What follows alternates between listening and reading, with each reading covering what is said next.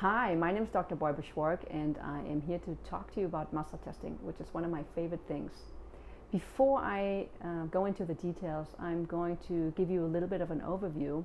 And for those of you who are familiar with muscle testing, I hope this is a good review. Maybe you learned something new. If you're new to muscle testing, this will be a good introduction. So, we've all had the experience of our bodies having an emotional reaction. This could be positive or negative, and your mind not validating that experience. For example, imagine that you're going into an elevator and all of a sudden you're afraid and your body's telling you not to do it, and your mind is telling you it's okay, it's safe. How come? I'm glad that you asked. Our body has an innate wisdom, and this innate wisdom is constantly monitoring, watching our energy flow, and it's giving us feedback. Now, the problem is that our mind, and I'm referring to the mind as the smart part of our brain, is only one part of the brain. We have several different parts, and often the different parts of the brain have different information, they have different realities. So science tells us that when that happens, our body, which is actually the limbic part of your brain, has the most accurate and valid information. And so the body will tell us what our truth is when the mind, the speech, will give us often different information. So imagine that there's a technique that can access that deeper truth, the deeper reality. And you guessed it, this technique is called muscle testing. Muscle testing is a way to measure muscle response, not muscle strength.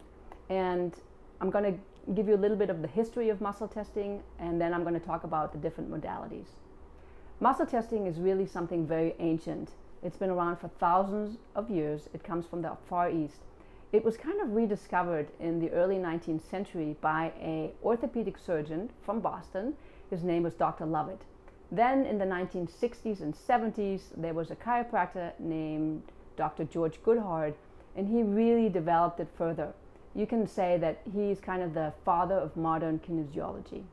Now, there are two noteworthy studies that validate muscle testing scientifically, and one was done by Dr. Daniel Monti. He's a psychiatrist out of Philadelphia, and the other one was done by a chiropractor, Dr. Ann Jensen.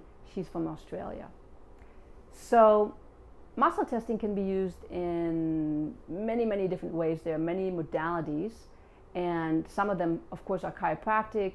You might see it in acupuncture, in homeopathy, physical therapy, and of course I use it with my neuro-emotional coaching.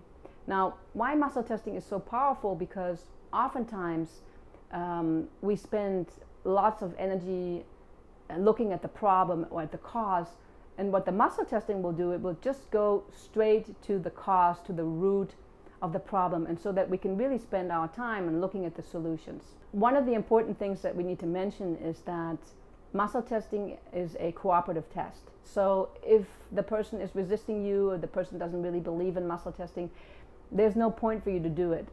The way I use the muscle testing is to look for congruencies, for alignments, or misalignments or incongruencies. So it's not like a right or wrong or good or bad. It's like an oil gauge. What does an oil gauge do in the car? It measures the temperature of the oil, and then it gives you indications for it's too hot, it's too cold, it's perfect, and then you do something with that information. So muscle testing is cooperative. I'm probably going to repeat this over and over. There's no point in forcing somebody to believe in muscle testing or to work with somebody if they're not interested in that information. Okay, so let's talk a little bit about the different ways that we can muscle test. There are basically two ways, and one of the ways has a little bit of an extra twist to it.